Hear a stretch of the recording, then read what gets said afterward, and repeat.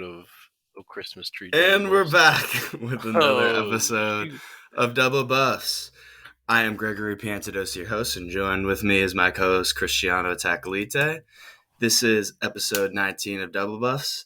We've been missing for a while, but now that we have a new season of NA LCS, we are back and ready to dive into our analysis.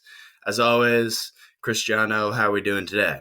What's up, gamers? This is Cristiano, your resident LCS expert. I'm so excited to be you can tell it's been a while to be here with you tonight, Greg. I'm excited so as well. It's been some months since we've been here. I've missed talking about LCS with you, Greg. Yes, it is. And for anyone that's tuning in, we to kind of talk about some of the things we mentioned on the podcast, we'll go through like some drafts we find interesting, team comps, player rankings, team rankings. You know, we'll talk about some global stuff. We'll talk about the normal meta in Gold 4, where Cristiano is hard stock, as well as High Diamond, where I am currently playing. And we'll just jump right into things. But obviously, lock-in tournament first weekend. I think there was a lot of takeaways, at least some takeaways. Pretty excited to be back. We don't want to overreact because it's the start of the season. Of course. But one thing I was thinking about was one of the hype matchups of the weekend, which was Team Liquid versus Evil Geniuses. Evil Geniuses with their new mid laner, Jojo Pion. But I wanted to talk a little bit about the draft specifically. And Team Liquid was blue side, and they third picked Trundle. And all the casters immediately were thinking, oh, it's Trundle Jungle, right? And we have two friends in our friend group, yourself and our friend Mason, that have been playing a lot of Trundle top. And I actually think that it's a feasible pick as a flex pick because like if you pick it third pick, especially on red side, and then you might leave your support or top laner open, you can have that jungler. But let's say the enemy team automatically assumes Trundle's going to the jungle. They pick a Scion or an Ornn or Gragas, one of these tanky champs. You can flex it into that top lane and go Hullbreaker and just destroy them in the 1v1 in that sense. Yeah, I think it's a good bait as well in the draft because right now, one of the really good matchups that Trundle Jungle has is into Xin Zhao because you steal AD with your Q. Xin Zhao comes into you and you pretty much just beat him down with lethal tempo and Q stealing his attack damage over and over. So if you sort of pick this Trundle earlier on in your draft, you discourage that Xin Zhao pick, and then you can potentially get a counter pick on whatever they think is a counter to Trundle Jungle as you flex the Trundle top. How I've been playing Trundle top is a lot like like inting Scion, which I don't know if we would consider what Bwipo did inting Scion. He definitely had a lot of deaths there in the Hullbreaker, but where you take towers unimaginably fast with Hullbreaker and your minions and your Sheen procs on Q. You leave Trundle after he's got his Divine Sunder or Trinity Force on with a tower for, I'd say, like 5 seconds. That tower is going to go down. And you can play with Vision a lot to get some sneaky tier 2 towers, which, of course, the past year they've had that increased gold. So getting towers is now actually a viable way to boost your gold lead. And we've been seeing, I don't want to go too deep in the meta shift while we're talking specifically about this game, but we've been seeing a lot of tanks, a lot of scaling mid lane mage support or mid laners, and Trundle obviously is good into those tanks. You steal the resistances, make them squishy. You love it, yeah. It's actually a really strong pick, and it's kind of two different play styles when you have a Trundle top versus a Trundle jungle. Like the Trundle top is much more that split push centric style, while the jungler is more of a team fighter. But Trundle's also just strong in the meta because we're seeing all of these Gwens, which is a really high pick, Xin Zhao. We saw a Tryndamere recently, I believe by TSM Academy, that have these like invulnerable kind of abilities. And champions that create terrain, there aren't that many of them in the game, and that's why they're really valuable. So let's say Gwen or Xin Zhao would pop his ultimate, and then you put down the Trundle pillar, you're still slowing him, and it kind of negates some of his impact that way. But overall, that game was one of the best games of the weekend. It was really back and forth. Evil Geniuses ultimately got the Ocean Soul, which kind of pushed them over the edge to win that game. Yeah. Um, so I think after the first weekend, a lot of people are kind of looking towards like Team Liquid, Cloud9, Evil Geniuses, 100 Thieves as some of the top 4 teams in Hmm. the league. We don't know where TSM stands currently because they're using their academy roster. But what are your power rankings kind of like, and is there any team that you think is the favorite to win this tournament? Honestly, I uh, Evil Geniuses has blown me away this tournament. Specifically, Inspired has been looking Mm. like an absolute behemoth Chad jungler. I remember hearing some of the discourse was that, oh, Inspired's coming in. He's known for like playing fiddlesticks and LEC, farming all the time, and then he comes in later and he will like swing a team fight with the that ultimate. But this whole tournament so far, he's been playing Xin Zhao, he's been playing Lee Sin, he's been super aggressive, even winning some lanes for his teammates, in my opinion.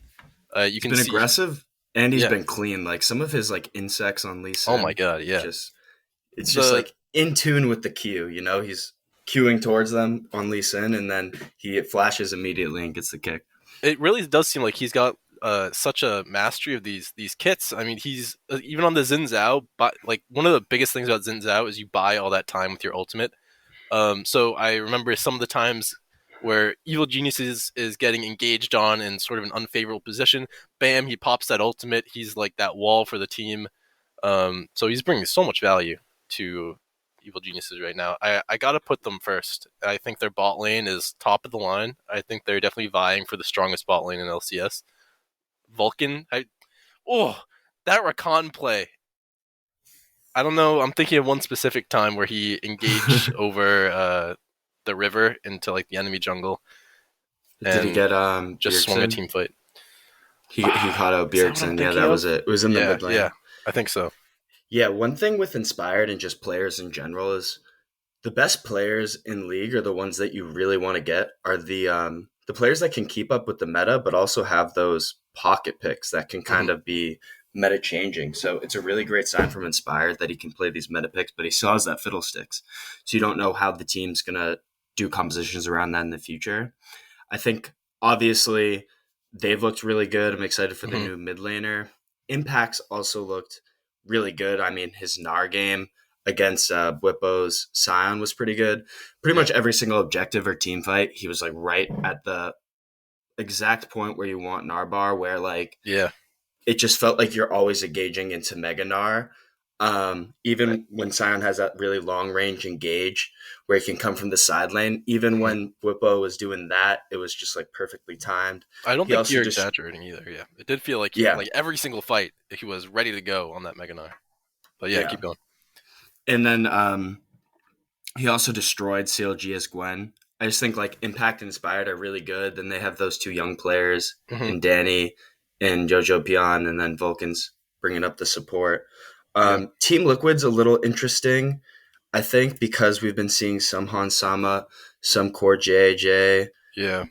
Overall, I still feel like I don't know. That game was really close, and I think there was a few like I don't know. Bwipo didn't have the best game on Scion. Yeah, yeah. Um, I still feel like Team Liquid's a little better, but I Hmm. don't know. What do you think?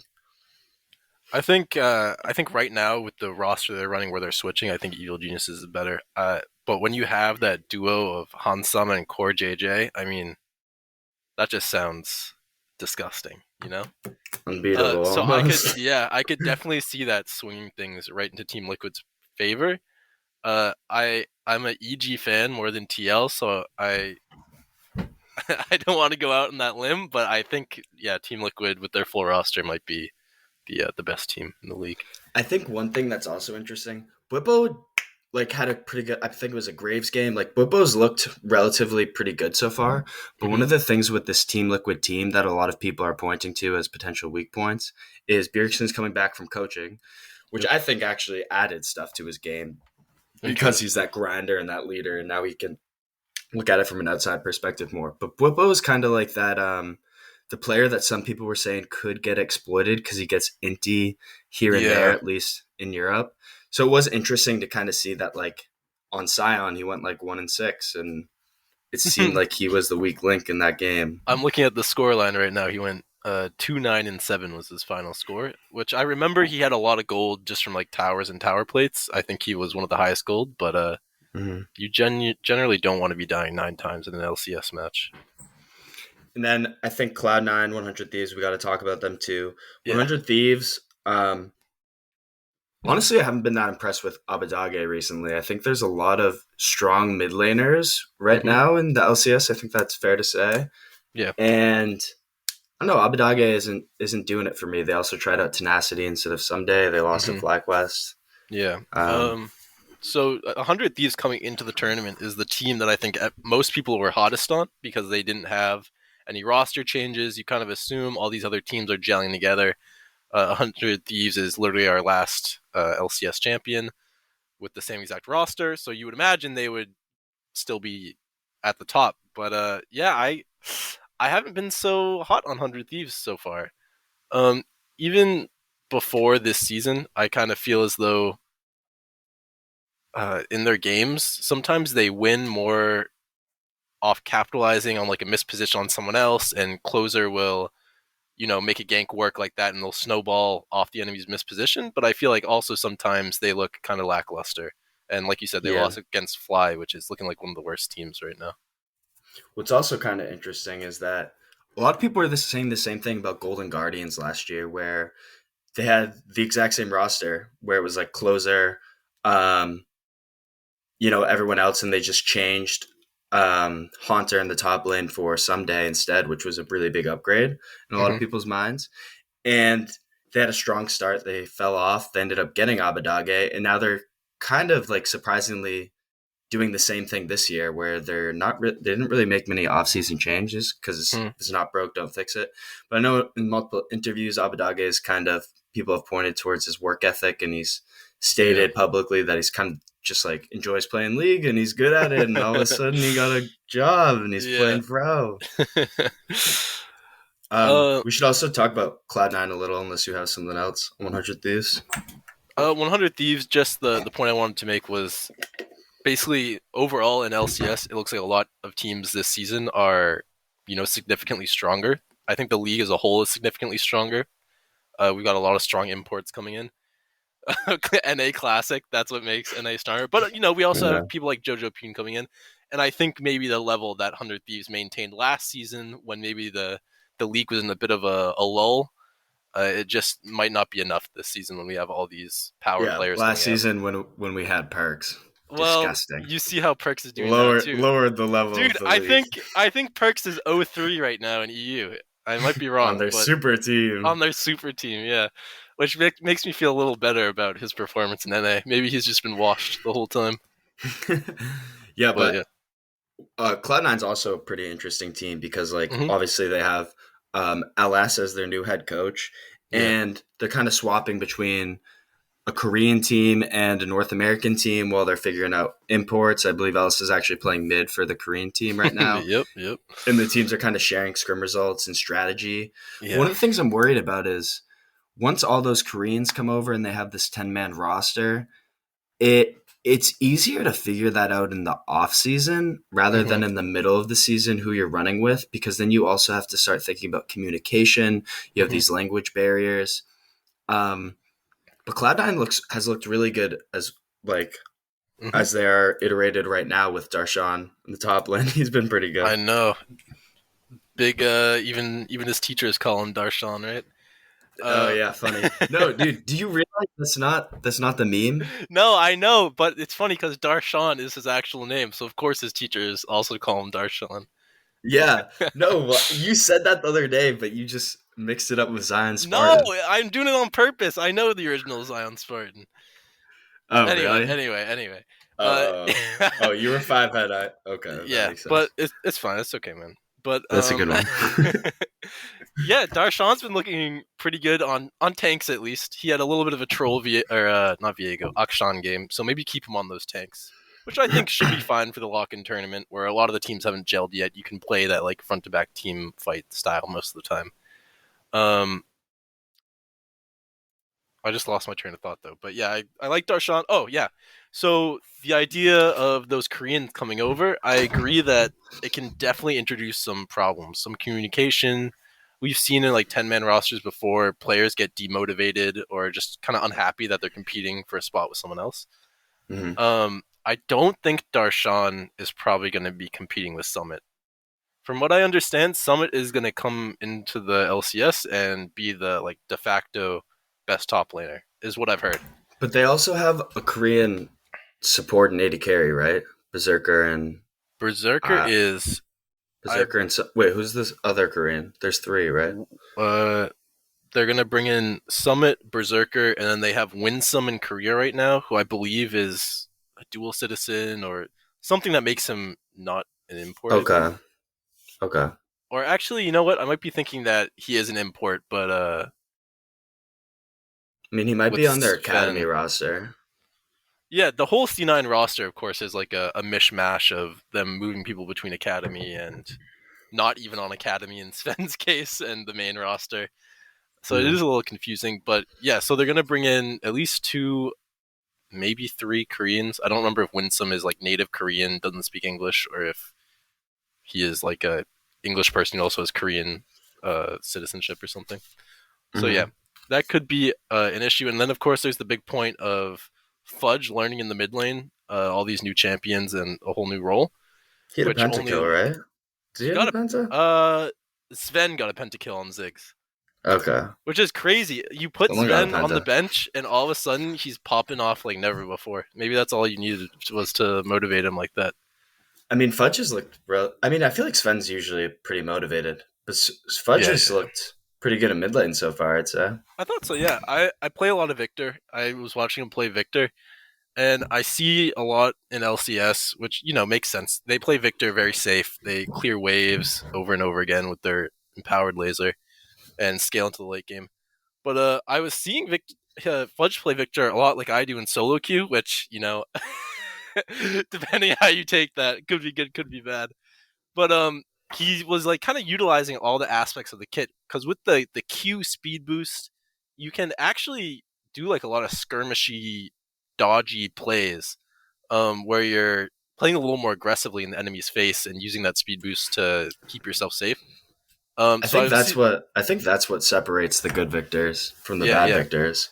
To be So honest, seeing Fudge do that gave me a lot of hope. And I'm hoping he continues to he also scale. stated in an interview that he thinks there's a lot of potential for like creative picks in the mid lane. He's Hmm. just adjusting to the meta ones now because it's a new role and there are a lot of new champions. But he said publicly in one of his interviews that he thinks people aren't being creative enough, and he has some really cool ideas. And I I'm think here for under it. LS's kind of um, coaching style, I think they have a lot of potential for interesting stuff. Maybe we'll see some Hmm. Annie mid lane. Who knows? If we get a little wild. I I, think I we want to might see Annie, yeah, at some point. I want to cycle back to Darshan too, Yeah. because there's been a lot of a talk about academy and how it's utilized in Hmm. franchising as a whole since a few years ago when we swapped from relegations to franchising, and the Hmm. hope was that we would develop more NA talent, teams would have more practice partners, and it hasn't necessarily gone that way. I mean, there's a 50-page manifesto from TSM's what's his name? Reggie? No, the other guy. Oh, Parth, Parth. Yeah, Parth. Um, I think someone like Darshan is honestly one of the perfect players to have on your academy roster because he's the seasoned vet who grinds, Hmm. always wants to prove himself. He's a shot caller. He's won championships on CLG. He was part of Double's first trophy in the LCS, and he's one of Hmm. the most accomplished players of all time from NALCS. So when Hmm. you have a player like that on your academy roster, who's kind of this veteran, he's solid, he's not going to complain, he's going to put his head down, he's going to grind. Hmm. Then you have the perfect potential to add like one or two new rookies that have a really high ceiling that are really mechanically skilled, and then you have someone like Fudge to kind of mentor them, and Hmm. that's how you can really. I feel like having a nice balance of vets and rookies on your academy squad is the best way to make your academy squad, and then that team can also scrim the main team. Hmm. And then you have Darshan as the shot caller. You know, Hmm.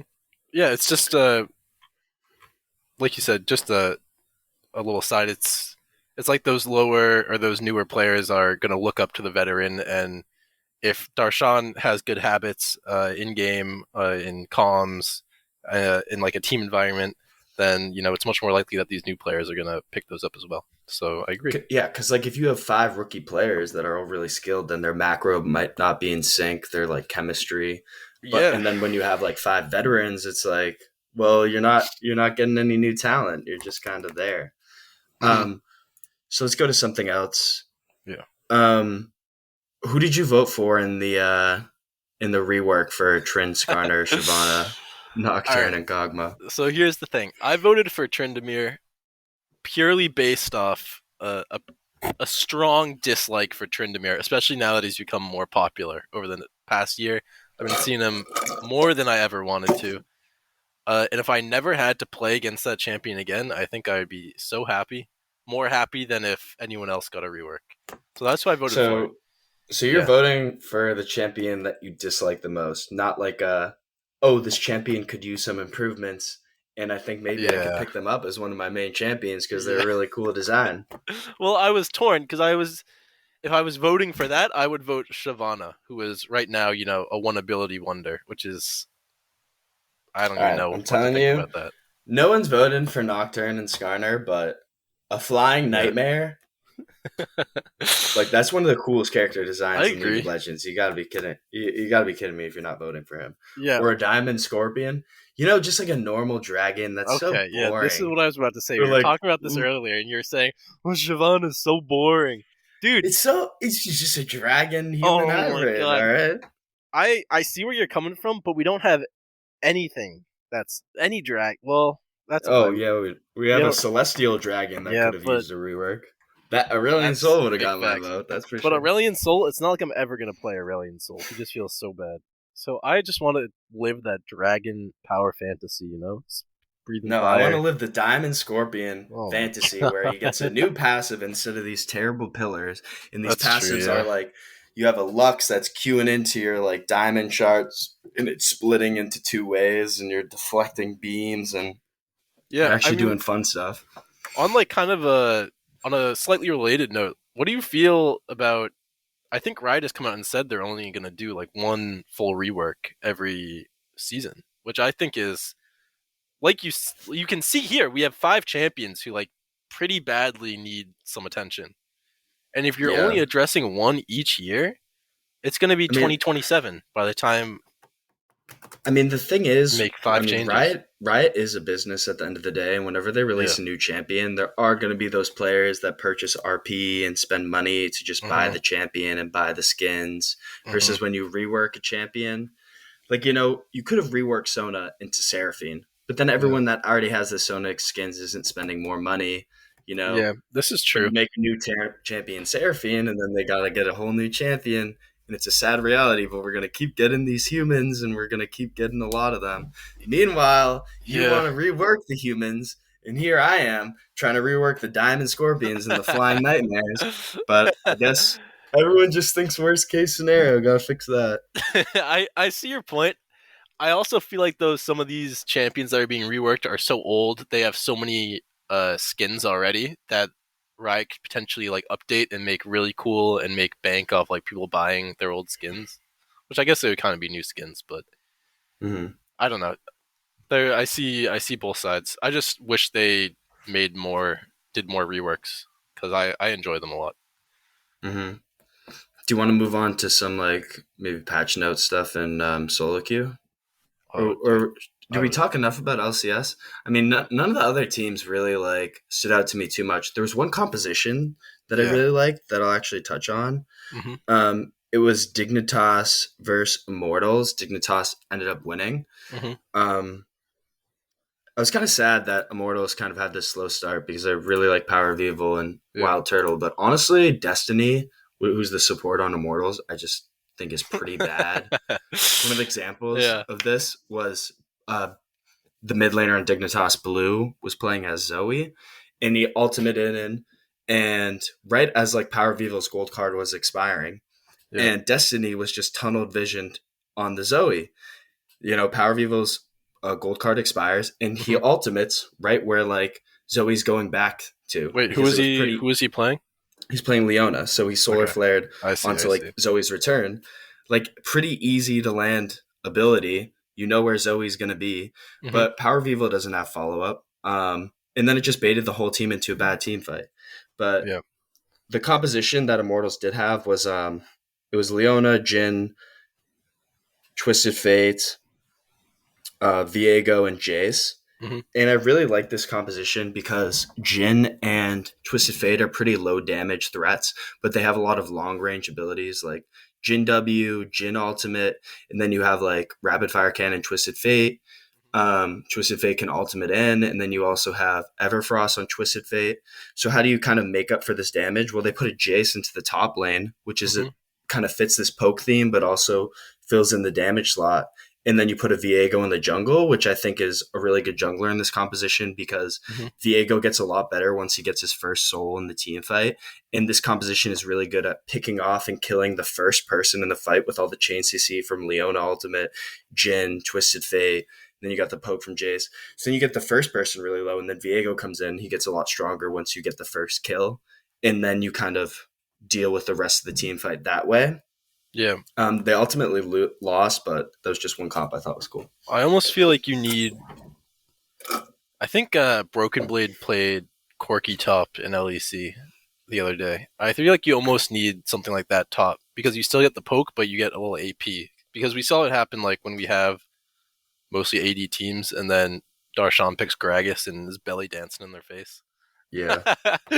We But had a Corky top in the LCS as oh, we well. did. I didn't see it. Yeah. I But think on day one. yeah, like you said, It Immortals. was Viper on TSM Oh, gotta Academy. gotta He love went Vayne, Viper. and then second game he went Vayne top. Second game he went Corky top. Third game he went That's Trendamere. oh my god, that's Giga Troll. Yeah, I didn't watch many TSM games. I gotta admit. As far as Immortals goes, I think a lot of people saw them as kind of like a dark horse coming in. Like maybe they can make some waves. You know, Power of Evil is regarded as a pretty good mid laner. Revenge is like kind of an up and coming guy. But yeah, it looked kind of sad, to be honest. It kind of just looked like they were playing solo queue, which speaks to like that discoordination that you were talking about with the Leona ult. I Hopefully they think I pick it up think as the season goes on. Yeah. I think a big part of that is I don't know Xerxes. I don't know about him. I used to like him a lot on Unicorn of Love. He had a pretty good Ivern. He hasn't really done much in NA so far, and then Destiny just looks real bad. So they're You kind hate of screwed. Destiny. Well, checking in on Destiny next week. We'll see how he does. Sorry, Destiny. But last thing about LCS, please stop picking melees into Victor mid. It's terrible.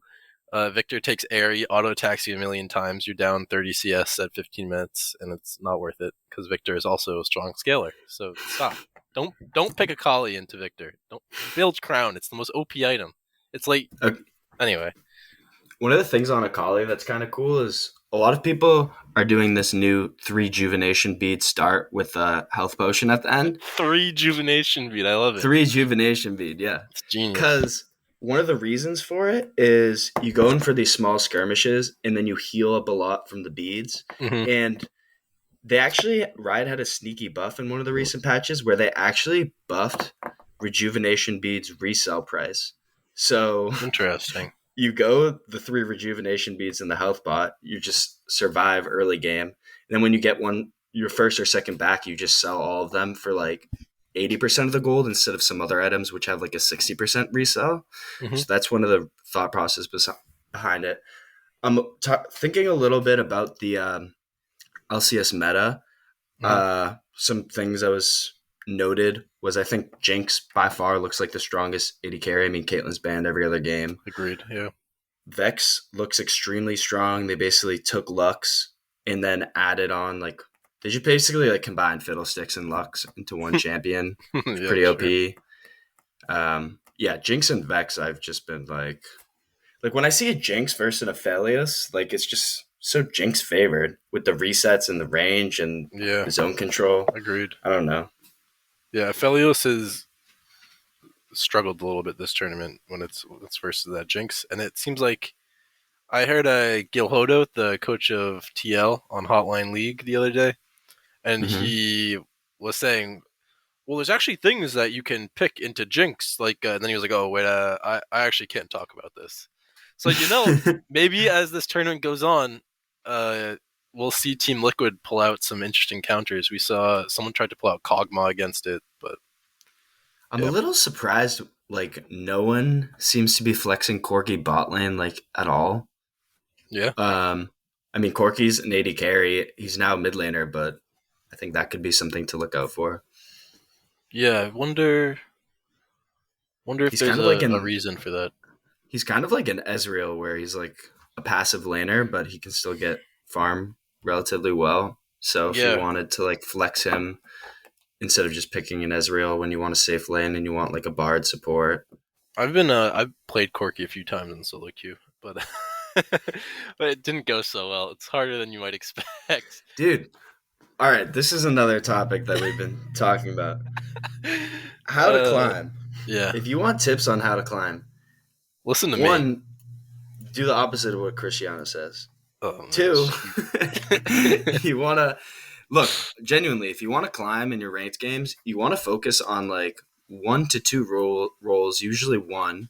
You want to Mhm, dodge when you don't get that roll and when you don't get your champions. And you want to focus on like 2 to 3 champions max. Because mhm. what happens when you do this is it becomes second nature when to use abilities, like what fights you can take. These small micro decisions start to become second nature, and that's when you can start thinking about game state, when to teleport into other lanes, whether you should be Mhm. trading dragon for baron, and like how to communicate that to your team. It's just one of the bread and butters of climbing, and also just practicing new champs and like normals instead of playing Corky first time in your ranked game. Normal isn't fun though. There's no stakes. The stakes are low. Mm, not they're fun when you're playing with your mates. Yeah, I suppose. I like to put it all on the line though. I know On you my do. on my first time corking. I mean, also when you're working a 9 to 5, and then you don't have too many ranked games you can play. Yeah, spend them all on random champions. Um, but yeah, I agree. Like I said, I've been seeing some success with Trundle. I didn't want to say it in context of the LCS part because I don't think you should play like this in LCS. But I int so hard on Trundle for towers, and I'll just like run through their base and like kill 2 inhibitors and die, and just inting Scion kind of things. It's a good time for sure, and I win like every game. It's crazy. I've been playing a lot of Fiddlesticks recently. So my main is Shaco. Hmm. For those that don't know, he's kind of a tricky champion, and that kind of Fiddlesticks is kind of similar in a sense, whereas those effigies, which are Hmm. pretty cool, where they can trick people into thinking you're You'll be there, or you tricky. can trick people into thinking you're an effigy. Uh-huh. And one of the items that I'm always trying to buy on Fiddlesticks is Rylai's Crystal Scepter, which I feel like would be really good with his ultimate. But when I do buy it, I just feel like I have no damage, or I'm just wasting so much gold on just buying like pure health, which Ruby doesn't help crystals. too Yeah. much. That like one of those dragon fights where everyone's like has one item and people are working towards their second item, Yeah. and you just have like a ruby crystal or a giant's belt in your inventory On versus top of your like mythic. Yeah. yeah, like having a giant's belt versus a $900 like fiendish codex or whatever it's called. Oblivion um orb. Yeah. yeah, it's just so different. But in this patch they actually took off 200 gold from Rylai's Crystal Scepter, buffed its health by 50, and lowered its ability power with 15, hopefully to make it more of like a supportive item Hmm. where you don't need to spend as much gold getting this effect that slows your abilities. Yeah. Um, is there anything in the patch notes, or like, do you have any thoughts on the Crystal Scepter changes? These patch notes didn't talk to me that much. I mean, they don't really address anyone I'm Lichbane? playing. Lichbane is interesting because I feel like at the moment it's kind of like a noob trap item unless you're playing specific champions that like really synergize well with it. Maybe like Echo or Cassidon or Yeah. something. Yeah, Um, that's true. but I think what did they do? They gave it some like ability haste, so maybe mages can make a little bit better use of it. I'm trying to think of like someone They who gave didn't. ability haste. They lowered the AD ratio, increased the AP ratio, and Okay, then the cooldown's now 1.5 seconds instead of 2.5. okay, yeah. Off the top of my head, I don't know who might take it now. Maybe like Kale or something. Ezreal? Ezreal, maybe. AP Ezreal? But I'm Last one glad in to the see patch? it come back. It's definitely an iconic item. Uh, which has been like here through the seasons, which people know and I know. love. Triforce too. Triforce 2 used to be so iconic, and now with the Yeah, item reworks, it's just like I build it on Trundle a lot. maybe I should try it out more. I don't know. Yeah, it's. I think it's the better option if they have no tanks or like beefy bruisers that you need Divine Sunder for. I think then it's better. But usually there's at least like one health stacking bruiser on the enemy team.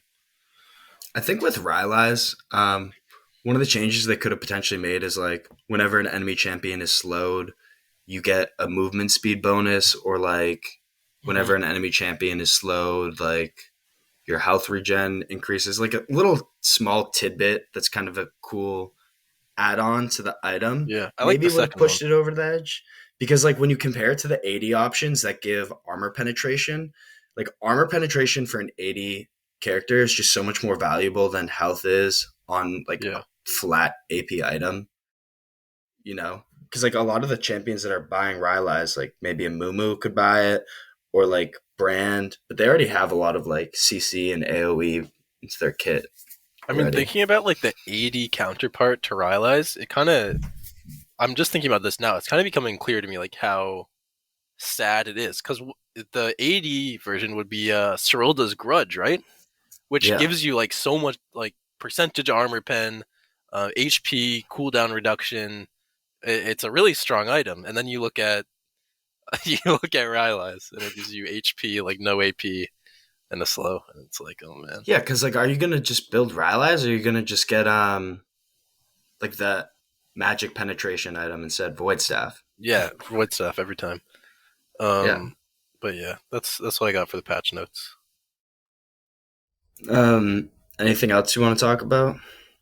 I'm just looking at Friday, seeing kind of what matches are coming up. I see Cloud9 versus 100 Thieves. That should be interesting because we're kind of saying 100 Thieves is on this not a downswing, but they've yet to show us that they're like really the best team in the tournament, like some people are expecting. And Cloud9 is Abadage versus Fudge is an interesting matchup. yeah, it's I'll be kind of looking like at the that. upswing versus the downswing, and we'll see who comes out We'll on see. top. Yeah, exactly. Yeah, yeah. Um, I think I have some notes on Darshan actually. yeah. One What's up? thing I actually remember watching from an Ellis video a while ago was he was giving some lessons to Darshan on like just wave control and Hmm. like wave management and freezing waves. It helped Darshan a lot, and it's interesting that Ellis is the coach. Some people are talking about like how Ellis is hiring his like buddies, like Summit Yeah, and yeah. Berserker, and also Darshan on Academy, like one of those players he helped out with in the past. Maybe that's just because he has a strong work ethic, Hmm. but I think that's interesting. Also, under Sean having a little flashback to the past, Hmm. he used to be like one of my favorite players when I started out because I like CLG a lot since Double Lift was on it, and Yeah. naturally I liked Darshan a lot because he's on the same team. It must He be got a tough lot of for you, man. yeah, Liking CLG. not anymore. Yeah, I was a hopefully. Double Lift fanboy. Yeah, yeah. Um, and some of my other favorite players at the time were like Cali Trolls, Keen, Bunny Fufu. Yeah. Altek I liked a lot. Keen back in the day used to play. I remember there was a relegation match where he actually played Urgot mid into Ziggs, and it I was the think I coolest thing remember I've that. ever seen. The coolest thing I've ever seen Urgot into Ziggs. Was it the old No, no, no, Urgot where no, you no, no, switch? no. Did I say Urgot? Yeah. Oh, he's played some Urgot games. I I think remember Soul he killed played Grigson. Urgot on Gravity when LS was the coach. Ellis was the coach of Gravity. Yeah, yeah. Oh, that was like my favorite team back in the day. Dude, I'm such a LS fanboy. I'm so pumped for Cloud9. But yeah. No, I meant to say Hecarim. He played Oh, Hecarim yeah, yeah, yeah. into Ziggs, where I remember what that he would too. do is he first item rushed Merc Treads, and then there was like a little. It was back when you could buy like extensions on your boots, and he would go first Yeah, item Merc chance. Treads, and then buy the speed extension on his boots, and just like be super fast. Oh my god, It was man. That such a has to cool be rush. like almost 10 years ago now. It's insane. Yeah, But yeah. time flies. One last thing on Cloud9, I forgot to mention earlier. Blabber is looking pretty good too. Sometimes he looks like 2 IQ Crabber when he's slumping. He's looking pretty good right now. It's So nice. interesting too that he is looking better, and some people were saying Perks wasn't really meshing with that team too Hmm. well in terms of like True. Yeah. what they all wanted to do. And now Yeah. Perks isn't in the mid lane, and Blabber's looking a lot better. Very interesting. Yeah, we'll have to keep an eye out. Perks isn't looking great. Let's see how Selfmade's looking over in LEC. Yeah, but Well, Selfmade was on Fnatic a couple years ago when TSM went 0-6 in that group, and Selfmade had a really good Evelyn. He was kind of known yeah, for this like fun. He kind of started this new funnel style where these junglers were starting to get all the resources, and he would run over yeah, the I remember game, that. and doing a lot of farming. Blabber's more of like an aggressive player, so it would be interesting if like Perks didn't work well with both like an Yeah, aggressive and a yeah. passive. It almost makes you think about perks. Huh? Yeah. No, no, I don't hate perks or anything, but yeah. Um, last thing I got. If you're listening to this, leave a comment. I'd love to get into a heated debate about something that we said and school you in the comment section. My keyboard fingers are ready to type, so yeah. Oh boy. All right. This has been episode 19 of Double Buffs. Signing off.